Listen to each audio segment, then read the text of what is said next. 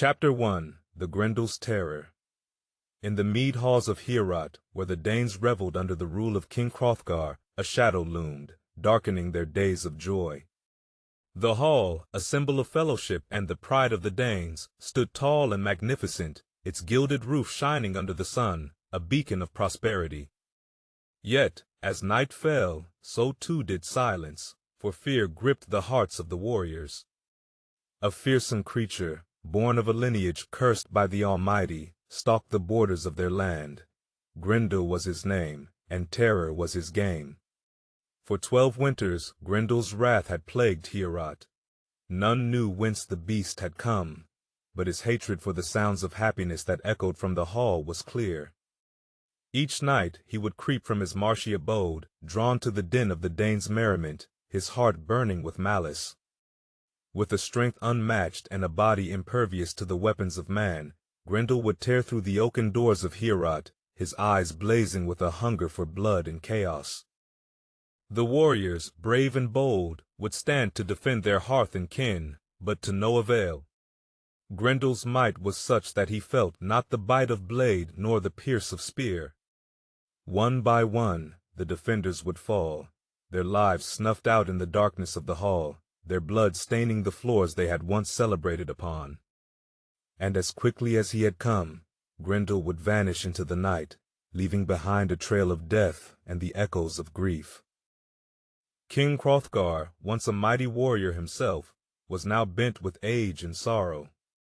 His heart ached for his people, and his once great hall now stood as a tomb of memories, a monument to the monster's unrelenting cruelty. The laughter had long since died, replaced by the wails of the bereaved and the whispers of despair. Heorot had become a place of mourning, its glory consumed by the shadow of Grendel. But across the sea, in the land of the Geats, word of the Danes' plight reached the ears of a warrior bold and true. Beowulf was his name, and his heart was stirred by the tales of Grendel's terror. With the strength of 30 men in the grip of his hand and a courage that knew no equal, Beowulf vowed to sail to Heorot, to stand against the darkness that had swallowed the hall, and to face the monster that had brought a kingdom to its knees. Thus begins the legend of Beowulf, a tale of heroism and horror, of battles fought in the shadowy realm between man and monster. The stage was set for a saga that would echo through the ages, a story of valor that would carve its place in the annals of time. The Grendel's terror was about to meet its match, and the name of Beowulf would soon be sung by bards and whispered by the winds of destiny. Chapter 2 The Wrath of the Water Witch. As Beowulf and his band of Geatish warriors set sail across the well road, the sea foamed and frothed beneath their keel, as if the very waters sensed the gravity of the quest upon which they embarked. The journey was swift, for the winds seemed to favor the hero, carrying him toward his fateful encounter with the beast that haunted Heorot. Upon reaching the shores of the Danes, Beowulf was met with a mixture of hope and skepticism. King Hrothgar, weary and worn from years of anguish, welcomed the Geat with a cautious heart. The king had seen many a brave soul fall to Grendel's might and feared that even this mighty warrior would meet the same grim fate. Beowulf, undeterred by the shadow that loomed over Heorot, proclaimed his intent to cleanse the hall of its curse, to face Grendel in single combat, and to bring peace to the troubled land. His words, bold and resolute, stirred the hearts of the Danes, igniting a flicker of hope in their beleaguered spirits. The night fell, and with it, the silence of anticipation. Beowulf and his men lay in wait, feigning sleep within the walls of Heorot, while outside, the creature stirred from its fetid lair. Grendel came, just as he had countless times before, his mind filled with malice, his monstrous form slipping through the darkness toward the hall. The battle that ensued was fierce and terrible.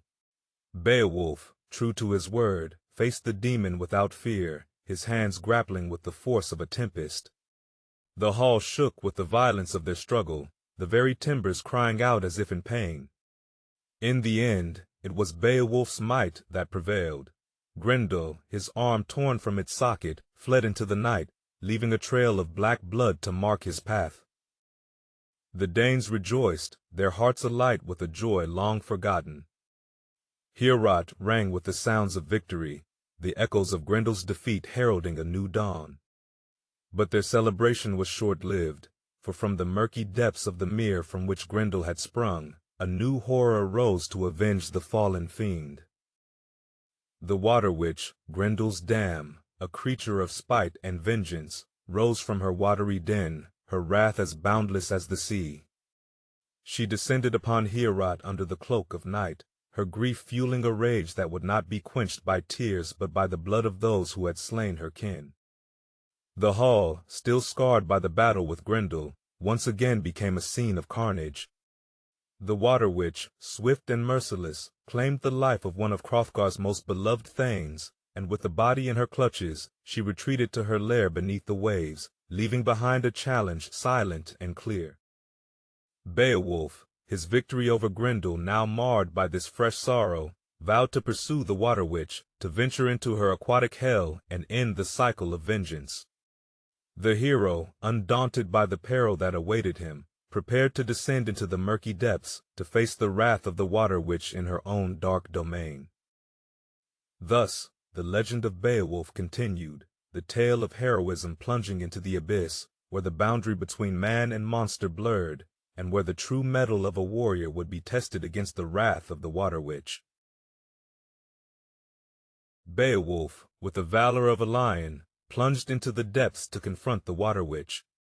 In the eerie light of the underwater realm, he battled the monstrous mother with a strength that seemed to defy the very laws of nature. The fight was long and arduous, but Beowulf's resolve did not waver.